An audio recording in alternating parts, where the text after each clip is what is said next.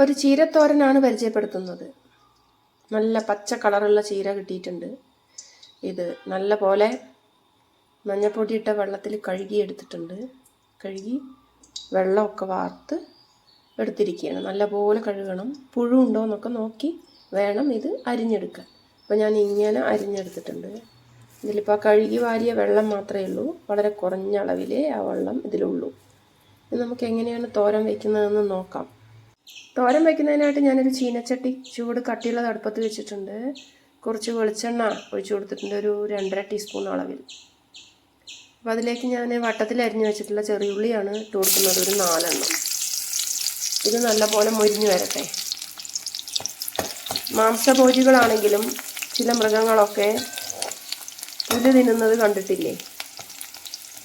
അത് ഒരു പഴഞ്ചൊല്ലും ഉണ്ട്, ഗതികെട്ടാൽ പുല്ല് തിന്നുന്നൊക്കെ. പക്ഷെ അത് ഗതികെട്ടിട്ടൊന്നുമല്ല. അവരവരുടെ വയറ് ശുദ്ധമാക്കുകയാണ്. വല്ലപ്പോഴും അത് കഴിക്കുമ്പോൾ ഈ ദഹിക്കാതെ കിടക്കുന്ന മാംസഭക്ഷണത്തിൻ്റെ അവശിഷ്ടങ്ങളൊക്കെ പുറത്തു പോകാൻ വേണ്ടി. അപ്പോൾ നമ്മളും മാസത്തിലൊരിക്കൽ ഇലക്കറി കഴിക്കുന്നത് നല്ലതാണ്. പ്രത്യേകിച്ച് ചീരയ്ക്കൊരു ഗ്യാസിൻ്റെ സ്വഭാവമുണ്ട്. അതുകൊണ്ട് കൂടുതൽ അളവിൽ കഴിക്കരുത്. വളരെ കുറഞ്ഞ അളവിലേ അത് കഴിക്കാൻ പാടുള്ളൂ. മാസത്തിലൊരു 2 തവണയൊക്കെ നമുക്ക് ചീര ഭക്ഷണത്തിൽ ഉൾപ്പെടുത്താം.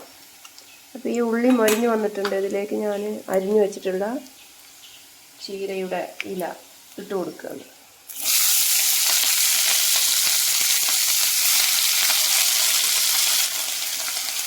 വെള്ളം ഒഴിച്ചു കൊടുക്കേണ്ട ആവശ്യമില്ല. ഇതിൽ തന്നെ കുറച്ച് വെള്ളമുണ്ട്, കഴുകിയ വെള്ളം. ഇത് നമുക്ക് നല്ലപോലെ ഒന്ന് ഇളക്കി കൊടുക്കാം. ഇപ്പോൾ ഞാൻ എല്ലാ വശവും ഇളക്കി കൊടുത്തിട്ടുണ്ട്. ഇനി ഇതിലേക്ക് ആവശ്യമായ ഉപ്പ് കൂടി ചേർത്ത് കൊടുക്കാം.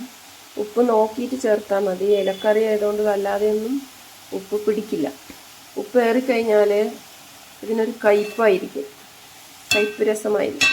അതുകൊണ്ട് തന്നെ ഉപ്പിടുമ്പോൾ നല്ലപോലെ ശ്രദ്ധിച്ച് ഇടാൻ നോക്കണേ.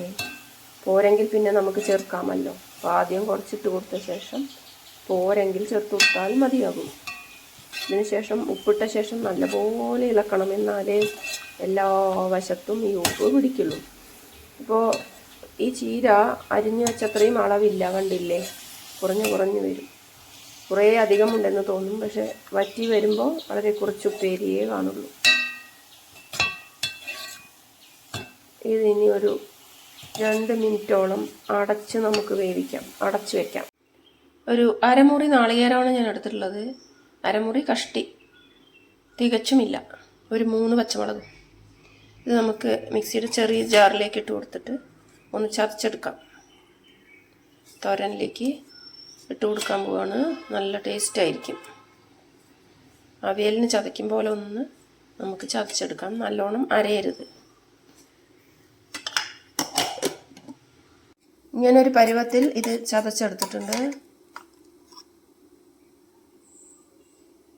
ഇനി ചീരയില വെന്ത ശേഷം നമുക്ക് ഇതിലേക്ക് ചേർത്ത് കൊടുക്കാം.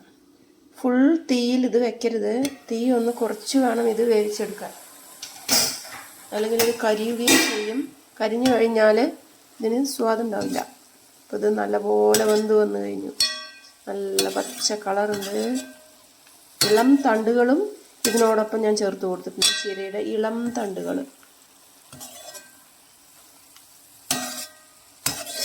ഇനി ഇതിലേക്ക് നമുക്ക് ഈ നാളികേരം ചതച്ചത് ചേർത്ത് കൊടുക്കാം. ഇപ്പോഴും തീയെ കൂട്ടിയിട്ടില്ല ഞാൻ. തീ കൂട്ടരുത്. തീ കൂട്ടിക്കഴിഞ്ഞാൽ ഇതിനൊരു രുചി വ്യത്യാസം വരും. ഇത് നല്ലപോലെ നമുക്ക് ഇളക്കി മറിക്കാം. ഈ നാളികേരവും കൂടി ഒരു 2 മിനിറ്റ് വേവണം. അതുകൊണ്ട് നമുക്ക് നാളികേരവും കൂടി ഇട്ട ശേഷം വീണ്ടും ഇത് അടച്ചു വയ്ക്കണം.